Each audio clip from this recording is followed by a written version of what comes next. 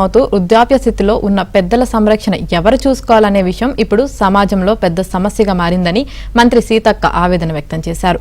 మనల్ని కనిపెంచిన వాళ్ళ అనాథులు కాకూడదని అనే ఉద్దేశంతోనే మల్బార్ చారిటబుల్ ట్రస్ట్ ఏర్పాటు చేసిన గ్రాండ్ మా వృద్ధాశ్రమాన్ని మంత్రి సీతక్క ప్రారంభించారు.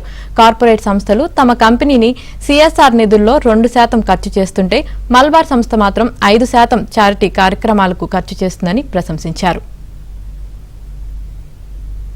పెద్ద ఇష్యూ ఇప్పుడు కనబడుతుంది.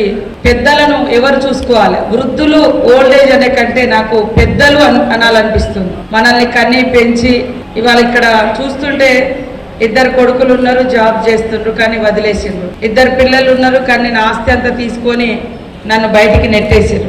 అప్పుడు మలబార్ ట్రస్ట్ వాళ్ళు మరి హోంలోకి తీసుకొచ్చి నాకు షెల్టర్ ఇచ్చిరనేటువంటి ఒక భావోద్వేగంతో కూడినటువంటి భావాన్ని, బాధను వారు వ్యక్తం చేస్తుంటే కేరళలో ఒక చిన్న గ్రామంలో ఏర్పడ్డటువంటి మలబార్ ట్రస్ట్ నుంచి అమ్మద్ గారు, వారి బృందము, వారి కుటుంబము, వారి డైరెక్టర్స్, మిగతా స్టాఫ్ అంతా దేశ విదేశాల్లో కూడా విస్తరించి ఇదొక బిజినెస్ కాకుండా బిజినెస్ ద్వారా వచ్చేటువంటి దాన్ని 5% అంటే 5% వచ్చేటువంటి ఆదాయాన్ని ఇట్లాంటి చారిటీ కోసం కేటాయించడం చాలా శుభ పరిణామం.